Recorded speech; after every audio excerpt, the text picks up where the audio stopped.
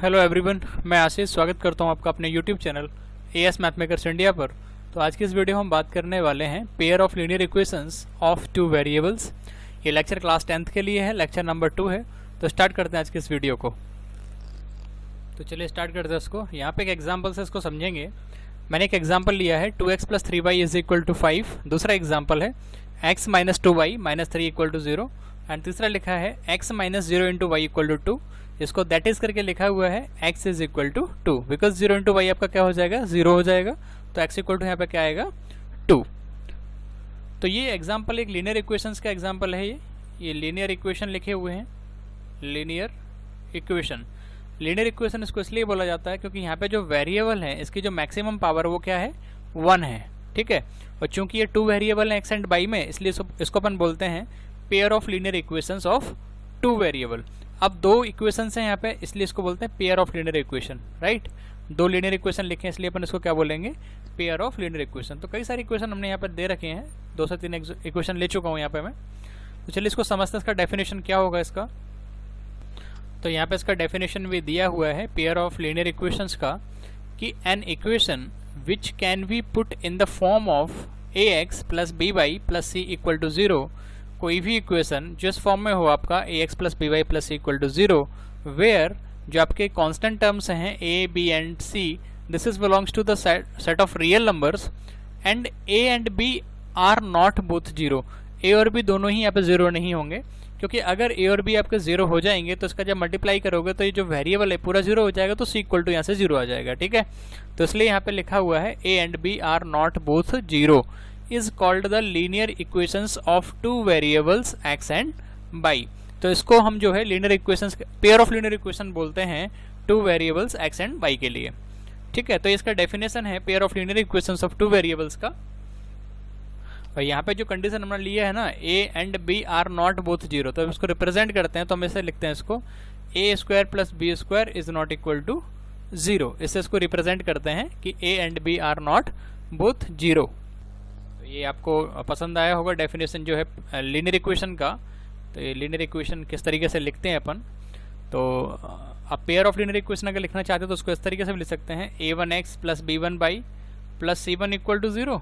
और दूसरा लिख सकते हैं a2x + b2y + c2 = 0। तो इस टाइप से भी आप पेयर ऑफ लीनियर इक्वेशंस को यहाँ पे लिख सकते हैं। और इस टाइप के इक्वेशन का जो सॉल्यूशन होता है वो पेयर में आता है ना, x और y की वैल्यू आती है तो पेयर में आती है, इस तरीके से ऑर्डर्ड पेयर में। ठीक है। तो इस तरीके से उसको सॉल्व आउट कर सकते हैं।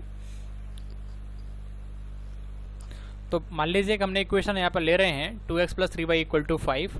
तो इसका जो सॉल्यूशन किस तरीके से फाइंड करते हैं, तो इसको एक सॉल्यूशन के फॉर्म में लेते हैं कि मान लीजिए हम x के स्थान पर अगर 1 रखते हैं और y के स्थान पर 1 रखते हैं, तो चेक करेंगे इस इक्वेशन से आपको क्या फाइंड आउट होगा। तो चलिए इसका लेफ्ट साइड ले लेते हैं। इसमें आपको x के स्थान पर 1 रखना है और y के स्थान पर क्या रखना है, 1 रखना है। तो चलिए पुट करते हैं इसको। तो यहाँ से आएगा 2 × 1 + 3 × 1।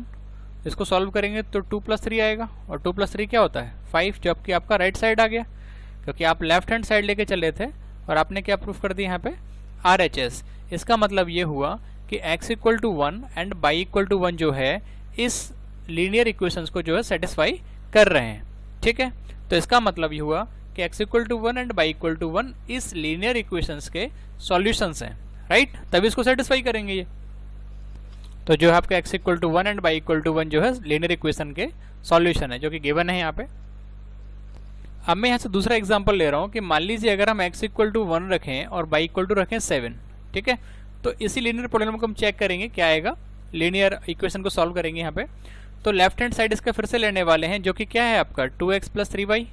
राइट। तो आपको x के स्थान पर जो रखना है 1, y के स्थान पर 7। तो आएगा 2 × 1 + 3 × 7। तो 2 × 1 क्या रहने वाला है, 2, 3 × 7 21। तो 21 + 2 क्या होगा, 23। अब ये आपका जो है RHS नहीं आ रहा है, क्योंकि आपका RHS कितना था, 5। इसका मतलब ये 5 के इक्वल नहीं है।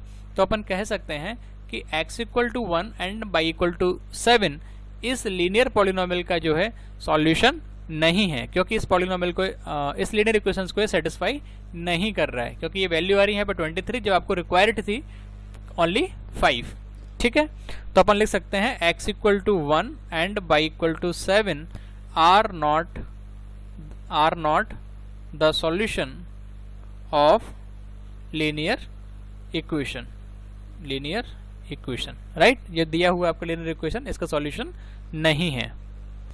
अब यहाँ पे 1 और 1 इसको सेटिस्फाई कर रहा है, आप देख पा रहे होंगे, ये 1 और 1 सेटिस्फाई कर रहा है, 1 और 7 इसको सेटिस्फाई नहीं कर रहा है। इसका ज्योमेट्रिकल मीनिंग क्या होता है कि जब आप इसका ग्राफ ड्रॉ करेंगे तो जो 1 और 1 है वो कहीं ना कहीं ग्राफ जो जाएगा उस पॉइंट पे अवेलेबल होगा, राइट, 1 और 1, बट 1 और 7 इस ग्राफ पे अवेलेबल नहीं होगा। ये रिप्रेजेंट करेंगे जब आप उसको ग्राफिकल रिप्रेजेंटेशन करेंगे इसका, तो एक लाइन यहाँ से इंपॉर्टेंट है, उसको ध्यान रखिएगा।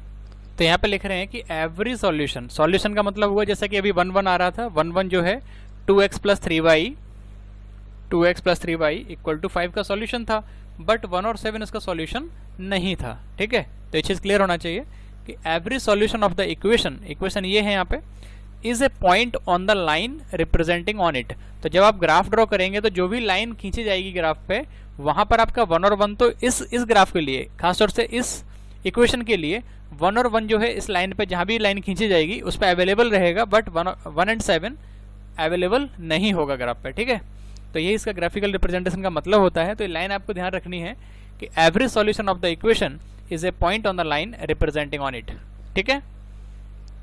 तो यहाँ पे काफी इंपॉर्टेंट लाइन लिख रहे हैं कि ईच सॉल्यूशन, कोई भी आपका लीनियर इक्वेशंस दिया जाएगा उसका जो है solution ordered pair x y की फॉर्म में होगा, जैसे कि 1 1 था, है ना, of a linear equation in 2 variables ax plus b y plus equal to 0। ये यहाँ पर जनरल सॉल्यूशन के लिए बात कर रहे हैं, ठीक है। तो ax plus b y plus c एक जनरल आपका लीनियर इक्वेशन है 2 वेरिएबल्स का, ordered pair of x y इसका सॉल्यूशन है, corresponds to a point on the line representing the equation and vice versa. तो ये चीज़ आपको ध्यान रखनी पड़ेगी, जनरल के लिए आप अप्लाई करना है आपको यहाँ पे कि जनरल इक्वेशन दिया हुआ है लीनियर इक्वेशंस ऑफ 2 वेरिएबल का और एक्स वाई यहाँ पे इसका सॉल्यूशन है।